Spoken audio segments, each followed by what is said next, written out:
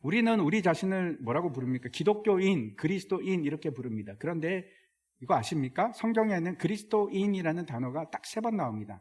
그러면 예수 그리스도를 따르는 사람을 성경은 뭐라고 부를까요?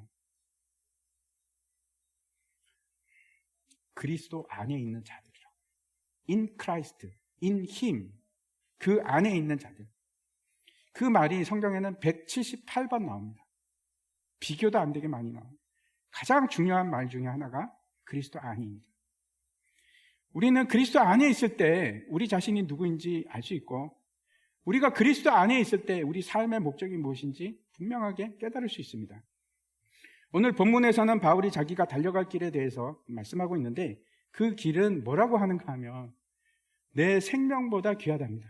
오매 그들에게 말하되, 장로들이 온 겁니다. 그들에게 말하되 아시아에 들어온 첫날부터 지금까지 내가 항상 여러분 가운데서 어떻게 행하였는지 여러분도 아는 바니 곧 모든 겸손과 눈물이며 유대인의 관계로 말미암아 당한 시험을 참고 주를 섬긴 것과, 여기 보시면은 그 온 아시아에서 들어온 첫날부터 지금까지 3년이 넘는 그 기간 동안 한결같이 항상 내가 그래 왔다 이렇게 얘기합니다. 근데 그게 뭡니까? 첫 번째가 겸손과 눈물. 겸손한 것은 이거는 절대로 쉬운 게 아닙니다. 그렇죠? 벼가 익으면 고개를 숙이는데 익은 벼들이 잘 없습니다. 우리 주변에도 봐도 익은 벼들이 잘 없죠. 굉장히 이 사람이 겸손하다는 것은 그 사람의 인격을 나타내는 굉장히 중요한 척도입니다. 그만큼 성숙했다는 것을 증명하는 아주 확실한 것이 겸손입니다. 두 번째, 그가 꾸준히 했던 모습이 있는데 그게 뭔가 하면 인내입니다. 인내. 사도 바울이 원래 교회를 세우는 사람, 그리스도인들을 잡아 죽이는 사람이었는데, 핍박하는 사람인데, 유대인들 입장에서는 배신을 한 겁니다. 자기를 배신하고 지금 교회 편이 된 거죠. 그러니까 너무 싫어합니다. 고린도 후서에 보면 이런 말이 있습니다. 돌에 맞고 태장에 맞고 40배 하나 감한매를 4번이나 맞고 죽을 고비를 여러 번 넘깁니다. 그 어려움과 환난을 다 인내로 참아냅니다. 왜? 목적이 있어서. 그리고 세 번째, 그가 했던 것이 뭔가 하면 여전히 주를 섬기는 자로 살아가는 겁니다. 예배하는 모습으로 살아갑니다. 예배자의 삶을 삽니다. 온갖 악의적인 방해가 있고 핍박이 있고, 그러니까 다 인내하면서. 도대체 왜 이렇게 사는 걸까요? 사도 바울은 삶이 왜 이렇습니까? 왜 이렇게 사는 겁니까? 첫 번째는 사도 바울이 자기의 그 지나간 삶에 대해서 얘기를 하고, 모습에 대해서 얘기하고, 두 번째는 자기가 했던 사역에 대해서 얘기를 합니다. 무슨 일을 했는지. 20절과 21절 말씀입니다. 유익한 것은 무엇이든지 공중 앞에서나 각 집에서나 거리낌이 없이 여러분에게 전하여 가르치고, 유대인들과 헬라인들에게 하나님께 대한 회개와 우리 주 예수 그리스도에 대한 믿음을 증언한 것이라. 이 유익했다는 말은 어떤 때 사용하는가 하면, 왜 유익하다는 말을 할까요? 생명에 유익하다는 뜻입니다. 항상 그렇게 사용이 됩니다. 생명에 유익한 말들을 거리낌 없이 하는 겁니다. 이 말이 때로는 힘든 말이 될 수도 있고 사람들을 아프게 하는 말이 될 수도 있습니다. 그런데 그렇게 전했답니다. 복음을 전하면 2가지 반응이 나옵니다. 첫 번째, 아픕니다. 하나님의 말씀은 살아있고 활력이 있어서 날카로운 검과 같아서 자유에 낯선 어떤 검보다도 예리합니다. 그래서 관절과 골수를 찔러 쪼개는 일을 하는데, 복음을 들으는데 나 아픔이 없다. 그럼 뭔가 이상한 겁니다. 그리고 두 번째, 복음은 우리를 기쁘게 합니다. 그래서 우리가 복음을 기쁜 소식이라고 합니다. 복음이 우리를 자유케 합니다. 왜? 진리라서 그렇습니다. 우리를 해방케 합니다. 가슴이 열리게 하고 기뻐하게 하고. 왜 그럴까요? 복음 속에 생명이 있어서 그렇습니다. 하나님의 말씀이 생명이라서 그렇습니다. 그래서 그 하나님의 말씀을 들으면 우리가 기뻐할 수밖에 없습니다. 내 생명이 막 살아나니까.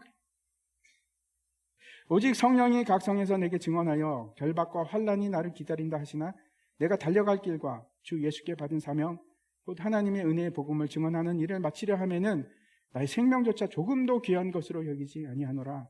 그 이후에 사도 바울이 어떻게 되는지 우리가 잘 알고 있습니다. 어떻게 되는가 하면 예루살렘 성전으로 갑니다. 이제 성금을 모아가지고 그걸 들고 가서 예루살렘 교회에 전하고, 오순절 때가 돼서 이제 성전에 들어갔는데 사람들한테 붙들립니다. 붙들려갖고 돌로 맞아 죽을 뻔하다가 재판을 받게 되는데, 이 죄명이 뭘까요? 죄명이 첫 번째는 유대인을 비방했다. 두 번째는 율법을 비방했다. 세 번째는 이방인을 성전에 데리고 들어갔다. 아닙니다. 그거 잘못된 건데, 그렇게 오해도 있고 비방을 받고, 그래서 이제 바울이 결박을 당하고 재판을 받게 되는데, 바울이 그럽니다. 나는 로마 시민인데 나를 재판하려면 나 권리가 있다. 로마 황제 앞에 데리고 가라. 로마로 가겠다는 겁니다. 왜 그럴까요? 왜 그랬을까요? 사도 바울이 황제에게 재판을 받고 싶어서? 아닐 겁니다. 그가 원했던 것은 목적지가 있습니다. 로마. 복음을 전하라. 거기 가서 복음을 전하라. 그래서 로마에 가기를 원했습니다. 아무튼 사도 바울은 자기에게 닥칠 일이 어떤 것인지 잘 알고 있었습니다. 그리고 이 만남이, 에베소 장로들 만남이 마지막이라는 것도 잘 알고 있습니다. 그래서 24절에서 지금까지 해온 삶의 목적에 대해서, 그리고 앞으로 달려갈 사명에 대해서 그 얘기를 합니다. 내가 달려갈 길과 주 예수께 받은 사명은 하나님의 은혜의 복음을 증언하는 것이다. 그 일을 위해서라면 내 목숨도 조금 더 아깝지 않다. 그에게 있어서 가장 중요한 일은 복음을 전하는 일인데, 24절에 해석이 안 된 구절이 있습니다. 왜 빠졌는지 잘 모르겠습니다. 달려갈 길을 기쁨으로 마치려 하면은 이런 뜻인데, 기쁨으로가 빠졌습니다. 이게 무슨 얘기를 드리려고 하는가 하면, 그 길은, 그 달려갈 길은 고난도 있고 환난도 있고 한데, 사도 바울이 지금 그러는 겁니다. 그 길을 가는데 나는 기쁨으로 그 길을 가. 어렵고 힘든 거 나도 알아. 나 죽을 수 있어. 근데 나는 그 길을 가는 게 기뻐. 이렇게 얘기를 하는 겁니다. 어떤 일을 마치려고 하면, 일을 다 끝내려고 하면 가운데 고비들이 참 많지 않습니까? 어려움이 있고 힘든 일이 있고. 근데 그게 그런 잠깐의 고통과 힘듦보다 끝나고 나서 큰 기쁨이 있고 즐거움이 있지 않습니까? 여러분들도 다 아실 겁니다. 그게 얼마나 큰 기쁨인지. 고통이 심하면 심할수록 더 큽니다. 근데 제가 말씀드린 거는 그거를 넘어서서 지금 사도 바울이 이렇게 얘기하는 겁니다. 내가 가는 그 도중에서도 그 기쁨 가운데 간다고. 막 너무 싫고 너무 어려워서 막 울면서 가는 게 아니고 내가 기쁨으로 그 길을 간다. 이거는 이 미래가 아닙니다. 미래를 말하는 것이 아니고 죽어서 천국 가서 하는 얘기가 아니라 지금 그렇다는 겁니다. 사명이라는 것이 그렇습니다. 사명이 없으면 아무리 좋은 일이고 이거 돈을 많이 준다고 해도 기쁨이 없을 수 있습니다. 우리를 하나님께서 부르실 때, 부르신다는 건 그 목적이 있다는 걸 잊지 마십시오. 그냥 부른 게 아닙니다. 우리를 교회로, 에클레시아로 부르셨는데, 부르셨다 하는 것은 어떤 의미를 포함하고 있습니까? 사명입니다. 사명. 사명이 있으니까 부르신 겁니다. 사도 바울은 복음을 전하는 일이 자신의 사명이고 목적이고 달려갈 길이라고 그렇게 얘기합니다. 근데 이제 제가 말씀드리고 싶은 것은 이 일이 사도 바울만의 사명일까요? 우리를 교회로 부르셨을 때 그 사명이 나와는 상관이 없을까요? 바울은 그 일에 자신의 모든 것을 바칩니다. 모든 것을. 그리고 사람들이 심지어는 사도 바울을 뭐라고 얘기하는 건 미쳤구나 이렇게 얘기합니다. 그랬더니 사도 바울이 뭐라고 하는가 하면 고린도후서에서 내가 미쳤어도 너희를 위하여 미쳤다 그럽니다. 내가 만약에 복음을 전하는 일이 여러분 별로라고 나는 그거 잘 안 맞는 것 같아 라고 생각을 하신다면 도대체 그 이유가 뭘까요? 첫 번째, 어쩌면 내가 복음의 가치를 몰라서 그럴 수 있습니다. 지극히 높으신 하나님께서 나를 위해서 피를 흘리고 나에게 구원을 주셨는데 여러분에게 있어서 그 구원의 가치는 어느 정도 되십니까? 내 생명을 걸어서라도 이 어린 양의 피가 헛되지 않게 하리라. 그게 여러분의 마음이십니까? 두 번째, 어쩌면 우리가 달려가는 길이 달라서 그럴 수 있습니다. 우선순위가 다른 겁니다. 내가 달려갈 길은 저 길이 아닌데 제가 가는 길은 사도 바울하고는 너무 좀 다릅니다. 그래서 복음을 귀하게 여기지 않을 수 있습니다. 하나님께 영광을 돌린다는 것이 도대체 어떤 겁니까? 내가 잘 되는 것이 하나님께 영광입니까? 그건 내 영광이죠. 왜 그걸 자꾸 하나님의 영광이라고 부를까요? 한 집사님이 이런 얘기 하셨습니다. 하나님께 영광을 돌린다는 것은 마치 어린아이가 엄마 아빠를 보면서 기뻐하고 어린아기가 엄마 아빠를 보면서 너무 사랑스러워하고 너무 좋아하고 보기를 원하고 의지하고 함께 있고 싶어요. 그러면 여러분 어떻습니까? 여러분도 아이들 키워볼 때 그런 경험이 있으시죠? 그럼 막 미칠 것 같지 않습니까? 영광 때문에.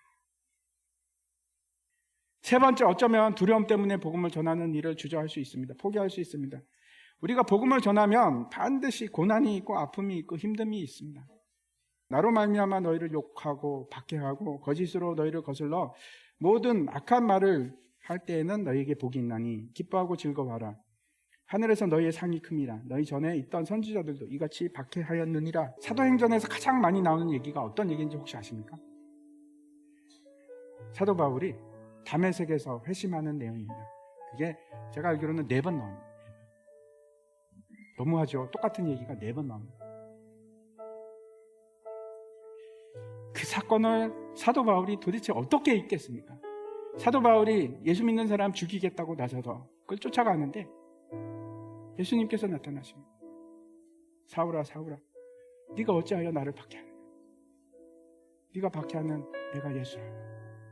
내가 예수라. 그 자리에서 그가 무릎을 꿇고 회개합니다.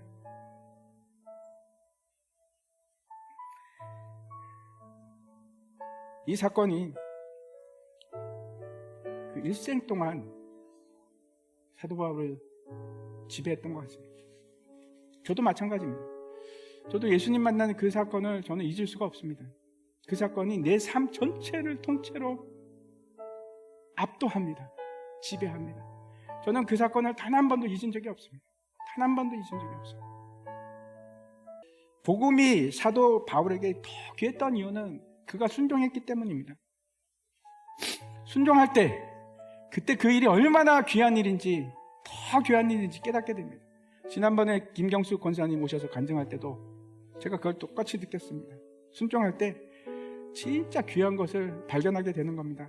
아무 일도 하지 않으면 여러분 아무 일도 일어나지 않습니다.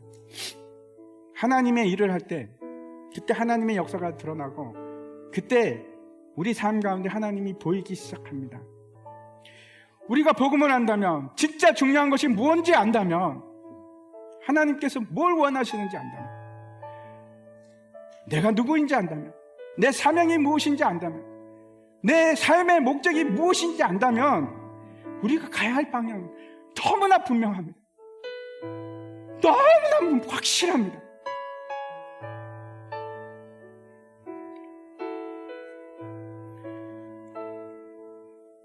우리는 세상의 빛이 되어야 되고 우리는 세상의 소금이 되어야 됩니다. 빛을 비추는 겁니다. 하나님의 놀라운 영광의 빛을, 예수 그리스도의 그 빛나는 아름다운 빛을 비추는 겁니다. 우리가 소금이 돼서 세상을 부패하지 않게 보존하기 위해서, 세상을 구원하기 위해서 복음으로, 그게 우리의 삶의 목적입니다. 그게 우리의 사명입니다.